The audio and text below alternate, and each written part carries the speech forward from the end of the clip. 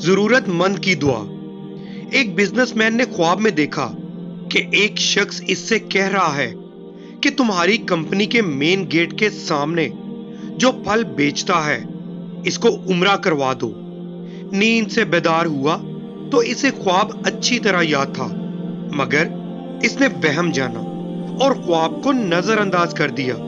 3 دن مسلسل ایک ہی خواب نظر آنے کے بعد وہ شخص امام کے پاس گیا اور اپنا خواب بیان کیا۔ امام صاحب نے کہا، اس شخص سے رابطہ کرو اور اسے عمرہ کروا دو۔ اگلے روز بزنس مین نے ایک ملازم سے اس پھل فروش کا نمبر معلوم کرنے کو کہا۔ بزنس مین نے فون پر اس پھل فروش سے رابطہ کیا اور کہا، مجھے خواب میں کہا گیا ہے کہ میں تمہیں عمرہ کرواؤں، لہٰذا میں اس نیک کام کی تکمیل کرنا چاہتا ہوں۔ پھل فروش زور سے ہنسا اور کہنے لگا، کیا بات کرتے ہو بھائی، میں نے تو مدت ہوئی کبھی فرض نماز ادا نہیں کی اور تم کہتے ہو کہ تم مجھے عمرہ کروانا چاہتے ہو۔ بزنس مین اصرار کرنے لگا اور اسے سمجھایا کہ میرے بھائی، میں تمہیں عمرہ کروانا چاہتا ہوں، سارا خرچ میرا ہوگا۔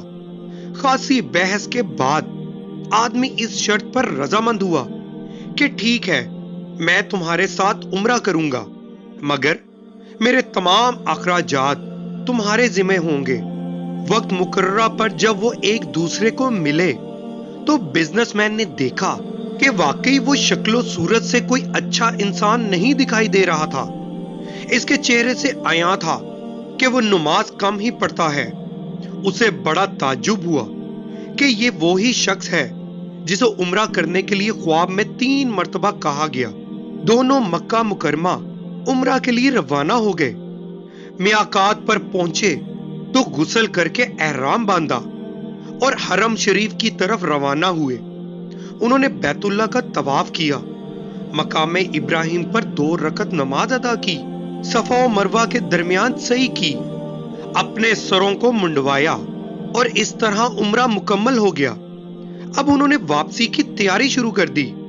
حرم سے نکلنے لگے تو پھل فروش بزنس مین سے مخاطب ہوا اور کہنے لگا، دوست، حرم چھوڑنے سے پہلے میں 2 رکعت نفل ادا کرنا چاہتا ہوں، نہ جانے دوبارہ عمرے کی توفیق ہوتی ہے یا نہیں۔ بزنس مین کو کیا اعتراض ہوتا؟ اس نے کہا، نفل پڑھو اور بڑے شوق سے پڑھو۔ پھل فروش نے اس کے سامنے نفل ادا کرنے شروع کر دیے۔ جب سجدے میں گیا تو اس کا سجدہ طویل سے طویل تر ہوتا چلا گیا۔ جب کافی دیر گزر گئی تو بزنس مین نے اسے ہلایا۔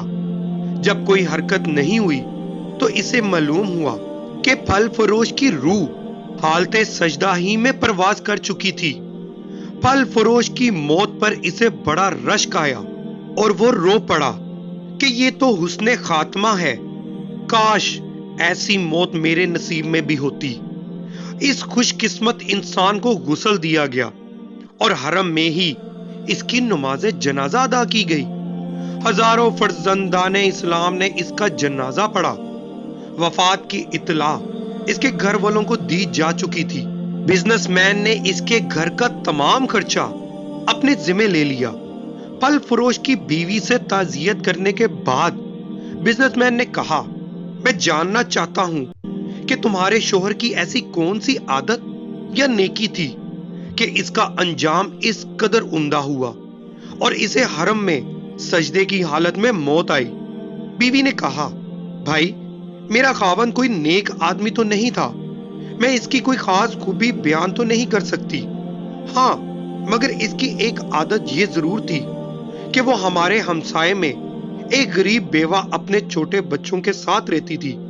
میرا شوہر روزانہ بازار جاتا تو جو چیز اپنے بچوں کے لیے کھانے پینے کی لاتا وہ اس بیوہ اور اس کے یتیم بچوں کے لیے بھی لے آتا اور اس کے دروازے پر رکھ کر اسے آواز دیتا، اے بہن، میں نے کھانا باہر رکھ دیا ہے، اسے اٹھا لو۔ یہ بیوہ عورت کھانا اٹھاتی اور آسمان کی جانب سر اٹھا کر دیکھتی اور کہتی، اے اللہ رب العزت، آج پھر اس نے میرے بھوکے بچوں کو کھانا کھلایا۔ اے اللہ رب العزت، اس کا خاتمہ ایمان پر فرما۔ زندگی تو جیسے تیسے بہرحال گزر ہی جانی ہے، لیکن جس قدر ممکن ہو لوگوں کی مدد کیا کرے۔ اللہ تعالیٰ ہمیں ہر طرح کی برائیوں سے اپنی پناہ میں محفوظ کرے اور ہمارا خاتمہ بھی ایمان پر فرمائے۔ آمین ثم آمین۔